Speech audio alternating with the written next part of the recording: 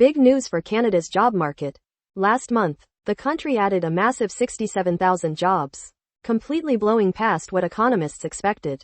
This pushed the unemployment rate down to 6.9%, a significant drop from 7.1%, while a good chunk were part-time positions.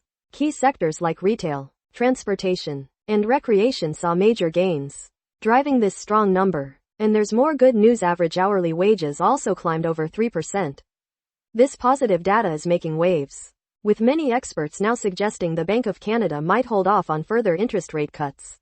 However, some economists are still cautious, noting that job gains weren't widespread across all industries and the economy continues to find its footing. What's your take on Canada's job market? Let us know in the comments. And don't forget to subscribe for more updates. If you'd like, you can support us on. Big news from Ukraine. President Zelenskyy says U.S. manufacturers are ready to send powerful Tomahawk missiles. The catch? It all hinges on a positive signal from Donald Trump. Zelenskyy emphasized that Trump hasn't said no, keeping the door open for these crucial weapons.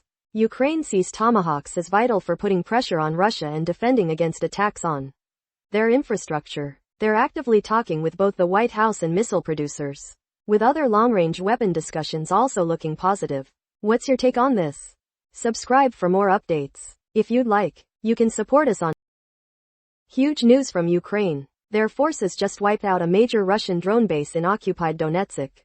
After months of detailed reconnaissance, Ukraine's defense forces successfully struck a Shahed drone launch and storage hub at the occupied Donetsk airport. Commander Robert Bravda confirmed the base no longer exists, citing multiple explosions and powerful secondary detonations. This was a joint operation by their Special Operations Forces, missile troops, and artillery, culminating in a precise strike that destroyed an ammunition depot, fuel storage, and a UAV processing facility.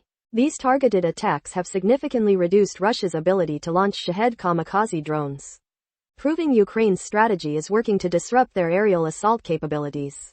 What's your take on this major development? Subscribe for more updates. If you'd like, you can support us on. Hold on. Ukraine just announced a record-breaking month for Russian military losses.